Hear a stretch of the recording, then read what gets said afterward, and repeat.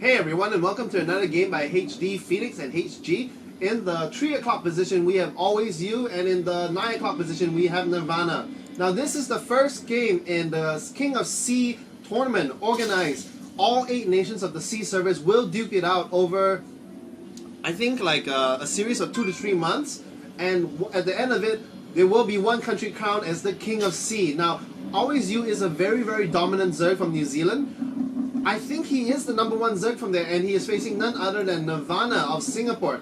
So I don't really know very much about AlwaysYou, so if you could tell me a little bit more in the comments if you know more about him. But I have heard really good things about him. But first, let me introduce my co-caster, HG, that actually knows Nirvana and can maybe talk a bit more about him. Hello everyone. Yeah, I know there were comments on the forum that request me to talk like an Abeng Singaporean or whatever, and just do castings in Abeng language, but I'll just stick to proper English for the time being. So yeah, as HD as I said, in the 9 o'clock position we have Nirvana, and he needs no introduction to the scene, man. He's been an old school Brood War player.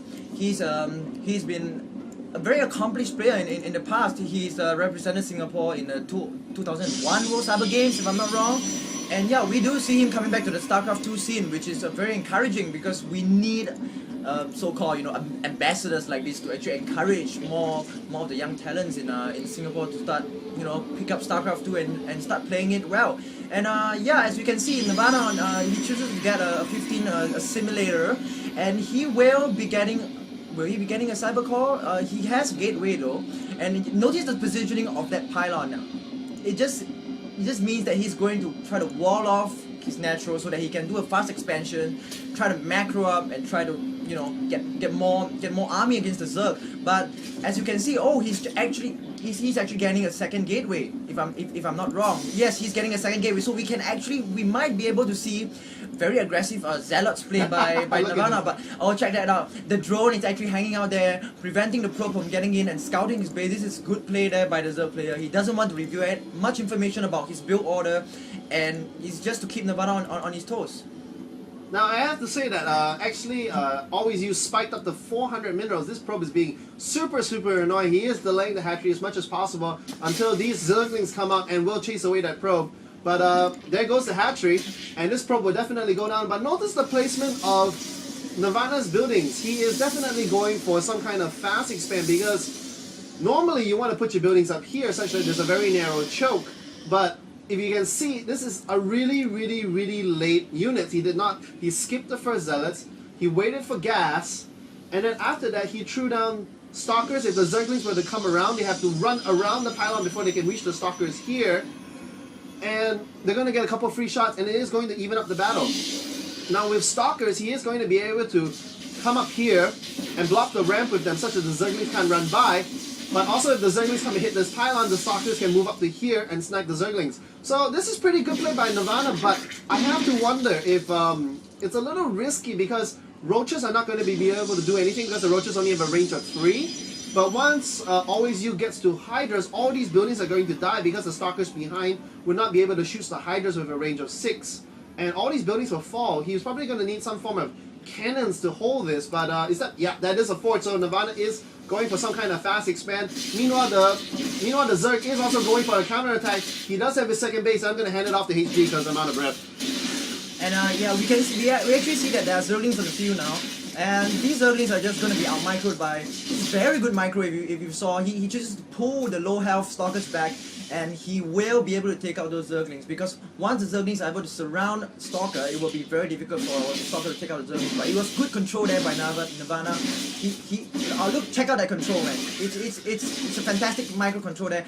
And the Zerg unit, the Zerg player has already lost 11 units, 11 Zerglings. He's lost 11 Zerglings. Hasn't even lost a single Stalker yet. And this is going to be very critical, because up to now Nirvana has not lost a single Stalker. So I would say Nirvana is slightly in the lead now, but the Zerglings are going in for surround. Will they get a surround? Yes, they will get a surround, but again, it's just so difficult. Nirvana is just maneuvering himself out of the surround, and this is actually very good play. In the meantime, he is just macroing. He just got a Nexus. He should be getting cannons to protect his base now. But interestingly, we know that for a Protoss that wants to go for a fast expand, he will normally go for a Forge first and wall up with cannons before he actually gets Nexus down. But this is actually a very bold move by Nirvana because there was no Forge. It was a very late Forge, and till now we do not see cannons. So I'm very curious to see if Nirvana can just keep up with the macro and just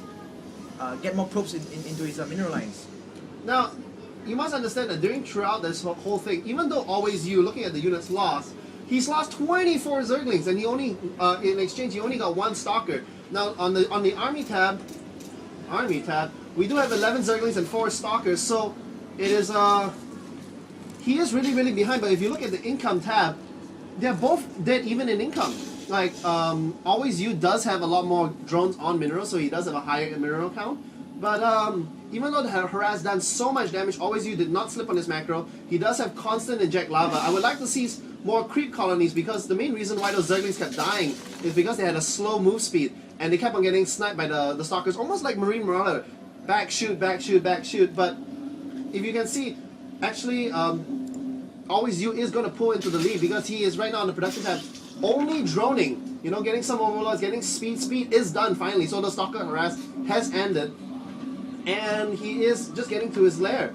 Meanwhile, on the Protoss side, we do have an early Templar Archives, and looks like Nirvana is going to proceed into a 4-gate. What do you think, Hishi? Yeah, he's probably getting a 4-gate now. But interestingly, we do see that at the start of his build order, he did not get that warp gate technology fast. He just chooses to, train up 2 Stalkers, bring out the Stalkers to the Zerg base, harass the mineral lines, put the pressure on the Zerg so that he would not be able to see that, the Zerg would not be able to macro at his own will. So yeah, the Overlord does see, did the Overlord see that he's swapping in the Stargate? Yes, the Overlord does see that he's getting a Stargate, so there might be some kind of Phoenix play or probably 1 Void Ray harass, but I doubt it will be a Void Ray. I doubt it will definitely be Phoenixes on the field. But right now, what I think the Zerg players should be doing is actually getting Hydras or getting Roaches on the field, which I don't think he has it yet.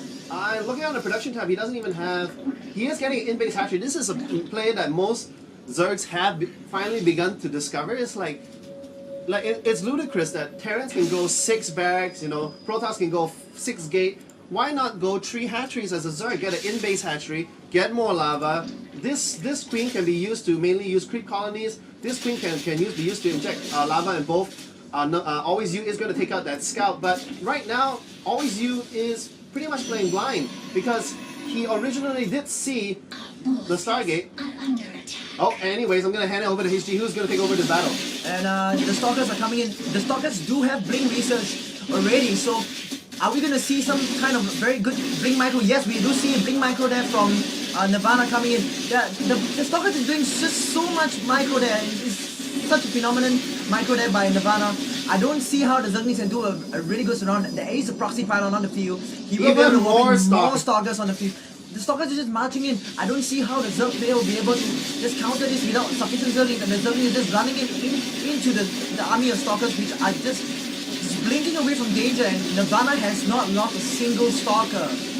And Nirvana has killed 55 Zerglings and has not lost a single Stalker. He just only lost a Stalker right now to the Spike Call, loses the second one. But look at the damage lost, 3,300 minerals lost, and only 6 Stalkers lost by Nirvana. This hatchery is going to go down. He is most likely going to blink away. The Hydras come in. They are a very good counter against Stars, but it is over. There's not enough Hydras. This one Hydra is not going to be able to kill this. But what a game! What a game! If you looking at the income tab again, remember that AlwaysYou just kept droning. His economy was there, but because he only built Zerglings, and it is the proper counter because if you went Roaches, they're going to get completely obliterated by Stalkers because Stalkers do 11 damage. They do have the +1. Normally they do 10, but then they do bonus 4 damage towards Armored. So they do very, very well against Roaches, especially since they have a range of 1. They have a range, where's the range? They have a range of 6 and the Roaches only have a range of 3. So Zerglings was the proper counter. But because of that insane Blink Micro, the Zerglings were completely nullified. I really don't know how Always could have won that game. What do you think? I'm actually very impressed by Nirvana because he actually fooled the Zerg player into thinking that he's going for a very, very macro-based game. He walled off his natural. He chose to, you know, get that early nexus down. So that's what AlwaysYou. Yeah, he did the right thing. He went for an early expansion. He did macro up, but he went for too many drones, and that Hydra Den I feel was just too late because once he had the Hydra Den down, the stalkers were already at his base. So it was actually a bit of a mind games there in my opinion, because AlwaysYou thought that, you know, okay, it's gonna be a macro game, so I can take my time, I can drone up now while, you know, I can take my time to get a Hydra Den. But he was wrong, because if you're looking at the Protoss base, Nirvana has actually researched Bling right off when he had his Twilight Council on. So he was chrono boosting the Bling out, and once the Bling was done, he just pushed out with all his stalkers, and that actually caught the Zerg by surprise. And he actually has a fleet beacon, so I'm not sure. He might be transiting to carriers if No. Nirvana, by getting this fleet beacons, there's only one unit that he could possibly get by getting this early of a fleet beacon. He is going Mothership, and Mothership Stalker combo is disgusting. It's disgusting because you are forced to get an Overseer as Zerg in order to see all the cloak units. Overseers die exceptionally quickly to Stalkers because, remember, they do 15 damage to armor, and the Overseer only has 200 health. 2 volleys from these Stalkers and Overseer is dead. All his units remain cloaked. He will only have Zerglings on the floor, and cloak Stalkers, Zerglings can't hit air, and these Stalkers will be able to kill Hydras extremely quickly if the Mothership was here and cloaked all the Stalkers. But this is such a good transit, I have to admit. It's an amazing transit, but obviously we didn't get to see it because the game just ended like that. But wow, what a first game. New Zealand falls to Singapore in game 1, and yeah, this is HD Phoenix and HG. We're gonna sign out and gonna bring you game 2. Thanks, guys. Okay, we might need to redo this. Why? There, firstly